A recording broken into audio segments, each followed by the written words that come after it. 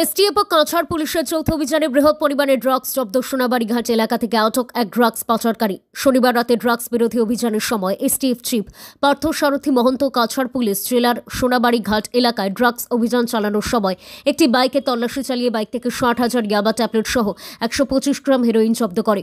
সঙ্গে ড্রাগস পাচারকারীকে আটক করে থানায় নিয়ে যায় পুলিশ। জব্দকৃত ড্রাগসের বাজার মূল্য প্রায় 20 কোটি টাকার অধিক হবে বলে জানান পার্থ সারথী। অত্যন্ত গুরুত্বপূর্ণ একটি খবর আপনাদেরকে আরও একবার জানিয়ে রাখছি। এসটিএফ ও কাছাড় পুলিশের যৌথ অভিযানে বৃহৎ পরিমাণে ড্রাগস জব্দ সোনাবাড়ীঘাট এলাকা থেকে আটক এক ড্রাগস পাচারকারী।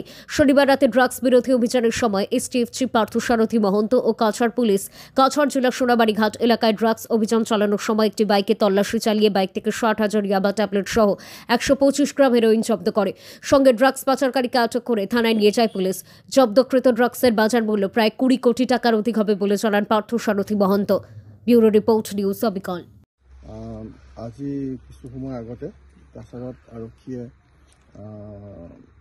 তেওঁলোকৰ গোপন খবৰ আছিলে, একচুৱেলি খুব স্পেচিফিক ইনপুট আছিলে আৰু সেইমতে এটা ল'ৰা ধৰিছে আৰু এখন মটৰচাইকেলত ড্ৰাগছ সৰবৰাহ কৰিবলৈ চেষ্টা কৰি আছিলে। ড্ৰাগছখিনি অসমৰ বাহিৰৰ এখন ডাঙৰ মহানগৰলৈ পঠাবৰ কাৰণে সংগ্ৰহ কৰি থকা হৈছিলে, প্ৰস্তুতি চলাই থকা হৈছিলে।